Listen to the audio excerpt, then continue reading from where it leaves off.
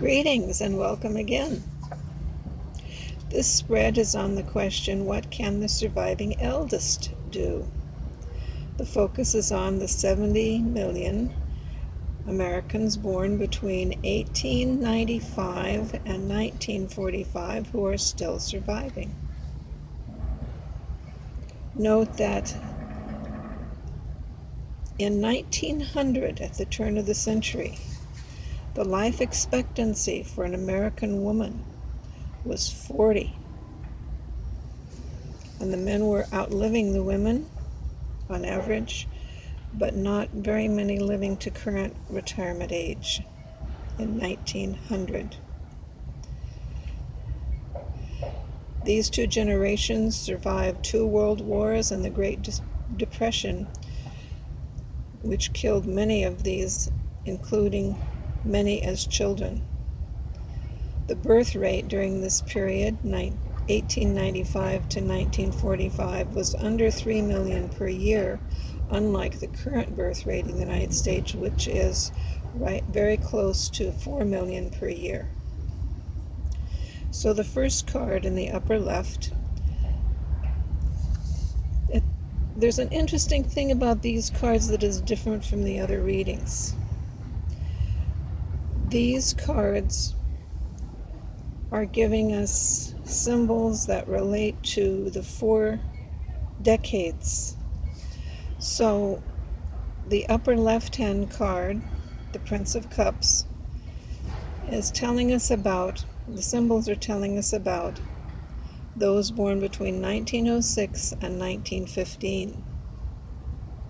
A traditional interpretation is that their calm hides an intense concern for power. Being crafty helped them survive very difficult times. Note that most of these now are surviving women, but it is a Prince Cup. This lets us know that the princes are still around. They may not be alive, but they're still around. The second card, the Magus, symbolically represents the decade of individuals born between 1916 and 1925. These survivors also are mostly women. Again, this is a male card.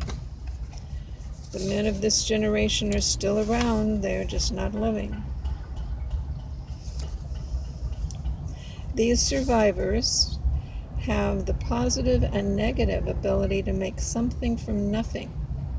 These have business skills, buying, selling, trading, goods and services.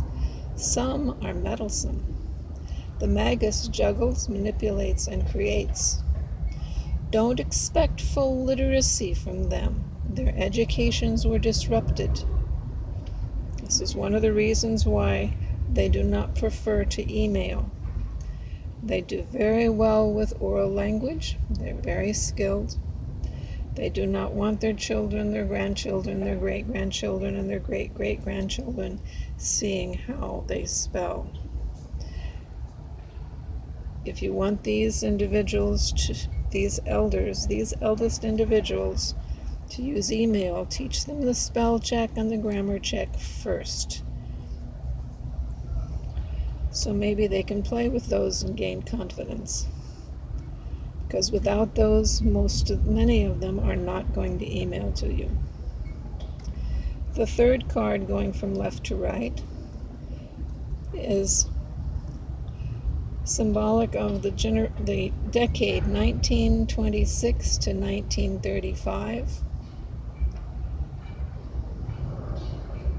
The 9 of Wands, strength. These survivors retained surprising physical health and strength, especially for having been very small children at the beginning of the Depression. Their longevity will surprise you. The weakest of them did not survive the Great Depression. 30% of Americans did not survive the Great Depression. They were subject to outright starvation. at high rates, and also high rates of malnutrition coupled with a lack of medical care.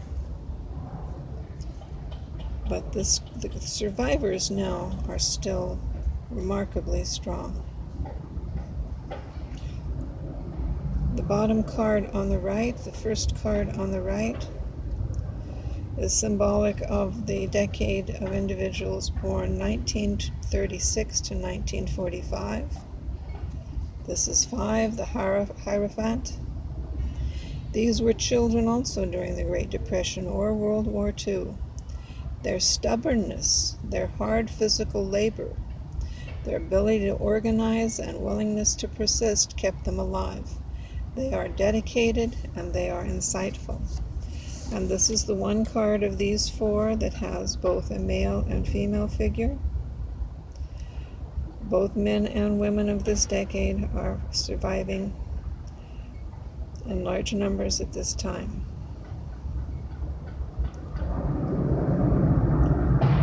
Thank you very much.